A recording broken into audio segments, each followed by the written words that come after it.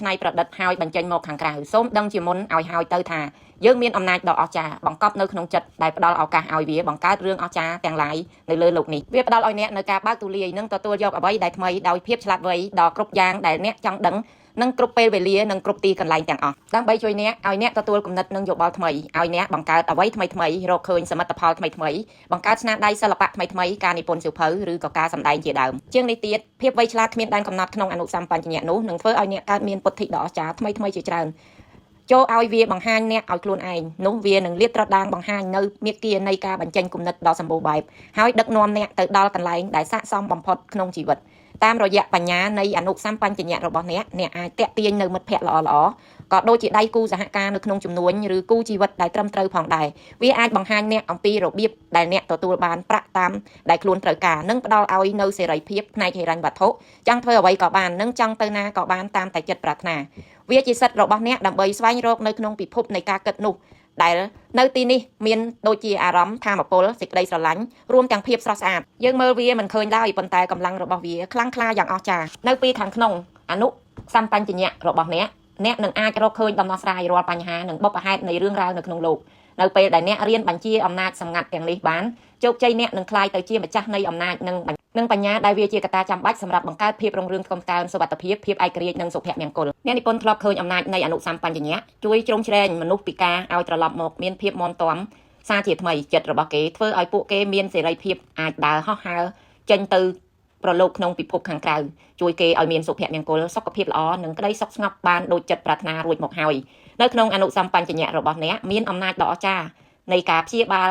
លដែលអាចព្យាបាលការលំបាកផ្លូវចិត្តរួមទាំងការបំបែកបំបាក់ពីអ្នកដែលយើងស្រឡាញ់វាអាចបើកទ្វារគុកជាទីឃុំឃាំងចិត្តគំនិតហើយដោះលែងឲ្យមានសេរីភាពនិងថែមទាំងអាចការពារអ្នកអំពីចំណងទាំងផ្លូវកាយនិងសម្ភារៈគ្រប់យ៉ាងផងដែរគោលការណ៍គ្រឹះប្រសិនបើអ្នកព្យាយាមធ្វើអ្វីមួយឲ្យមានដំណើរការទៅមុខមានន័យថាអ្នកកំពុងស្ថិតនៅក្នុងទៅលើជំហានទី1ហើយអ្នកត្រូវតែរកឲ្យឃើញមូលដ្ឋានគ្រឹះនៃការងារនោះវាគឺជាច្បាប់សកលមួយមុនពេលអ្នកមានជំនាញនៅលើការគ្រប់គ្រងផ្លូវចិត្តរបស់អ្នកត្រូវតែដឹងអំពីគោលការណ៍ជាមូលដ្ឋានរបស់វាជាមុនសិននៅពេលដែលអ្នកដឹងរួចហើយអ្នកក៏អាចប្រតិបត្តិអំណាចវាដើម្បីជួយអ្នកដឹងអំពីលទ្ធផលពីអ្វីដែលអ្នកបំរុងទទួលបានយ៉ាងពិតប្រាកដលើសពីនេះអ្នកអាចប្រើប្រាស់អំណាចនៃអនុសម្បញ្ញៈដើម្បីជួយអ្នកឲ្យទទួលបានផលតាមបំណងឬទទួលជ័យជំនះតាមចិត្តដែលចង់ពុះពៀទៅឲ្យដល់អ្នកនិពន្ធធ្លាប់ជាអ្នកគីមីកាលពីអតីតនៅក្នុងមេរៀនមួយបង្ហាញថាបើយើងយកអាតូមរបស់អ៊ីដ្រូសែន2និងអុកស៊ីសែន1មកផ្សំបញ្ចូលគ្នានោះលទ្ធផលដែលបានគឺទឹក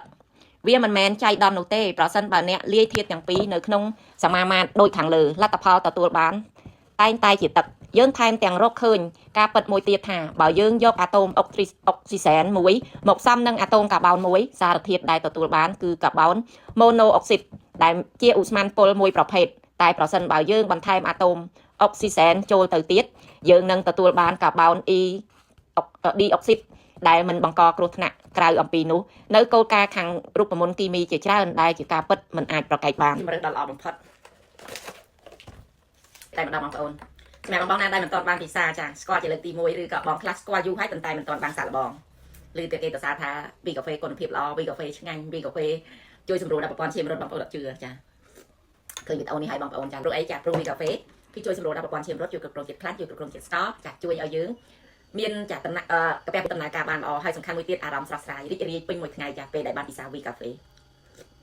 តាមការពិតទៅរូបមន្តគីមីរូបវិទ្យានិងគណិតវិទ្យាទាំងអស់នេះមិនខុសគ្នាអំពីរូបមន្តអនុសម្បញ្ញៈទេប្រសិនបើអ្នកចង់ពិសោធន៍មើលដំណើរការគីមីឬរូបវិទ្យាឬអ្នកត្រូវតែរៀនអំពីគោលការណ៍មុខវិជ្ជានីមួយៗជាមុនសិនឬប្រសិនបើអ្នកចង់គ្រប់គ្រងលើអនុសម្បញ្ញៈអ្នកក៏ត្រូវតែរៀនសូត្រអំពីរូបមន្តរបស់វាដូចគ្នាសាកមកពិចារណាច្បាប់ផ្សេងៗដែលគេទទួលស្គាល់ជាទូទៅមើលដូចជាទឹកតែងតែសម្របសម្រួលកម្រិតរបស់វាដោយខ្លួនឯងជាច្បាប់សកលដែលកើតឡើងចំពោះទឹកគ្រប់ទីកន្លែងនិងគ្រប់ពេលវេលាហើយកើតឡើងនៅលើវត្ថុរាវផ្សេងៗដែលមានសន្តានដូចទឹកឬច្បាប់មួយទៀតដែលថាវត្ថុរីកមាឌពេលត្រូវកម្ដៅដែលវាជាការពិតគ្រប់ពេលវេលាគ្រប់ទីកន្លែងនិងគ្រប់កលៈទេសៈអ្នកអាចដុតដែកមួយឲ្យវារីកមាឌបាន